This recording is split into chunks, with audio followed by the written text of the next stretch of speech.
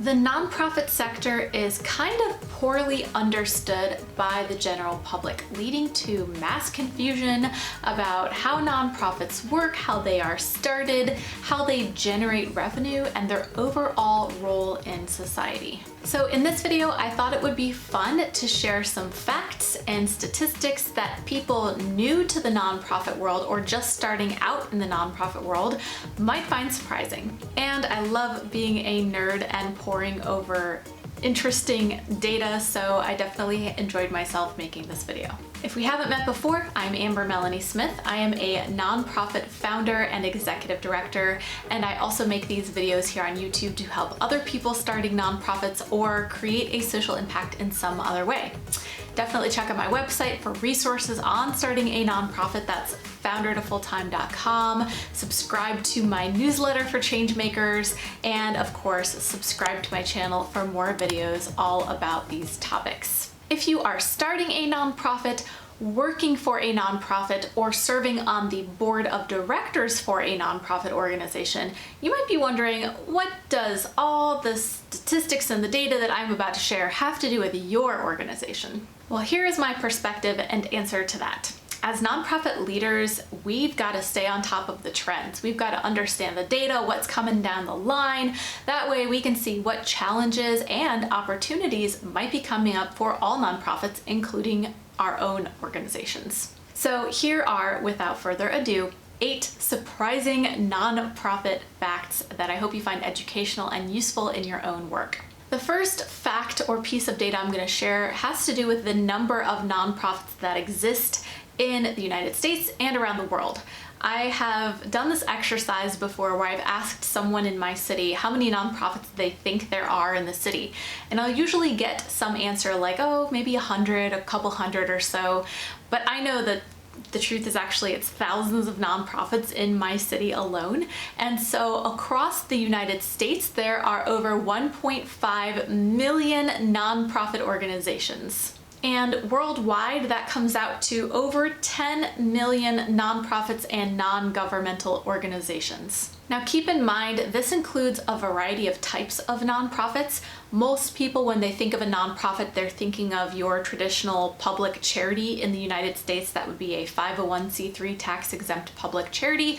But these numbers include all types of nonprofits, which could be those charities, but also private foundations, chambers of commerce, civic organizations, advocacy organizations, fraternal organizations, basically all of the various tax-exempt types of nonprofits. And the nonprofit sector is growing. Since about 2006, there has been almost a 5% increase in the number of nonprofits that exist. Okay, so interesting fact number 2 kind of relates to number 1, and that is that more people than you might expect work for nonprofit organizations. And I'm talking about as paid staff. For example, in the United States, the nonprofit sector workforce is the 3rd largest workforce in the country, and that's behind just retail and food services.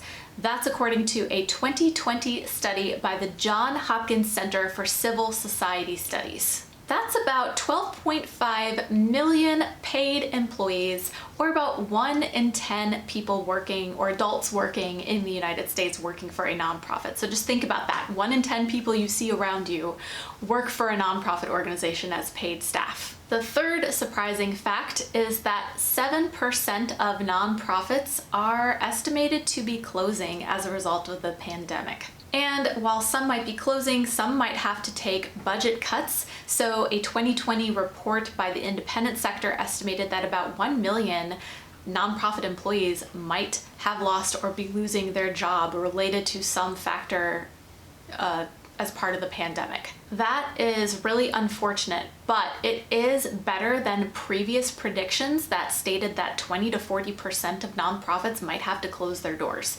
So we actually fared better than expected, which is great. And I think the community in many places really stepped up to make sure that their nonprofits that are supporting the community and the work that needs to be done don't have to close their doors. So more of that, please. Surprising fact number 4 is that nearly half of all nonprofit revenue comes from a revenue strategy known as earned income. That's according to reports from the National Center for Charitable Statistics. Now this one is interesting because most of the people I talk to who are outside of the nonprofit world or new to the nonprofit world have a preconceived notion that grants or donations make up most of all nonprofit revenue, and for some organizations that might be true.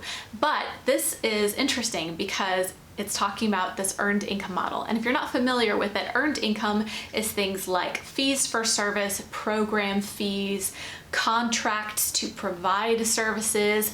Basically, someone is paying you for the services that you're providing the community. It could be tickets to art exhibits if you're a nonprofit art museum. It could be registration fees for workshops and trainings if you're a nonprofit that does educational services. So there's a lot of different ways that earned income looks. If you're interested in learning more about earned income, check out one of my other videos called 15 Earned Income Ideas for Nonprofits. Number 5 is a fact that's not actually that surprising, and that is that nonprofit leaders and employees are very tired. So this comes from a recent article in Nonprofit Quarterly where they talked about how 30% of nonprofit workers are saying that they're burned out, and another 20% of these nonprofit workers are saying that they're very, very close to burnout. So that's like 50% of the nonprofit workforce that needs a vacation now. Nonprofit leaders, please take care of yourselves. And if you know a nonprofit leader, please help them take care of themselves. Surprising fact number 6 is that most nonprofits are pretty small.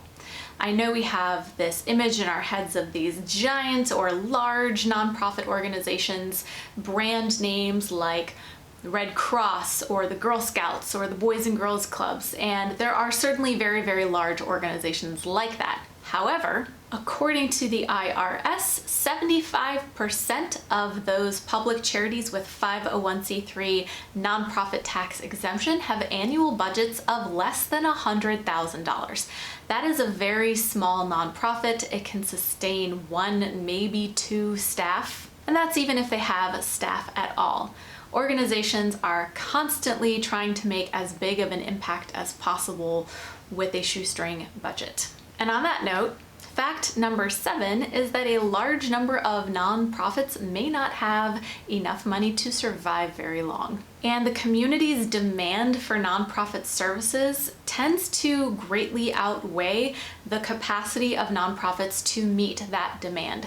Somewhere in the range of 57 to 65% of nonprofits report not having enough resources to meet all the demand for the things that they are doing for their community. Feeding people, helping people, etc. And about half of nonprofits, 50%, say that they either barely break even from their annual budget every year, or they're operating at a deficit. For these stats, I'm specifically talking about nonprofits in the United States. If you're interested in learning more about these facts and similar facts, check out the October 2020 report from Independent Sector all about the health of the US nonprofit sector. And the 8th and final fact that I want to share with you today is that 50% of Americans have a high level of public trust in nonprofit organizations. And this is according to a 2021 report by Independent Sector all about trust in civil society. This essentially means that this amount, 57% of those surveyed,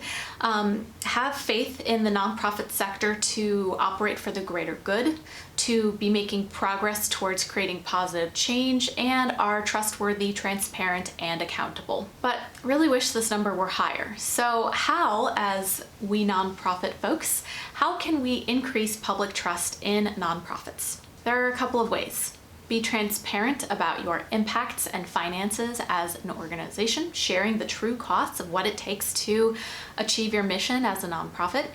Inviting the public to be a part of your processes and giving their feedback to influence and improve your programs and your operations. And of course, building relationships over the long term. Building relationships with the communities that you serve has long-term positive impacts, including your ability to better achieve your mission. I'm curious about your thoughts on these. Which of the facts that I shared were the most surprising and the least surprising?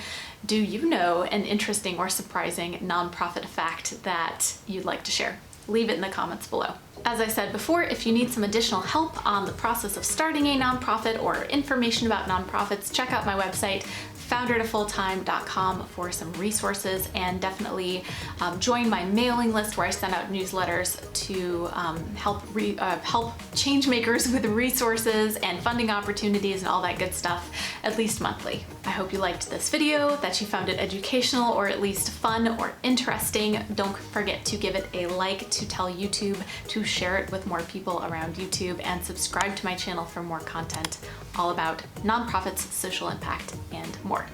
If you're on Facebook, check out my group, Change the World or Bust. We've got change makers from all over the world having some great conversations in there, and I hope you can join us. Once again, I'm Amber Melanie Smith, and I hope to see you next time.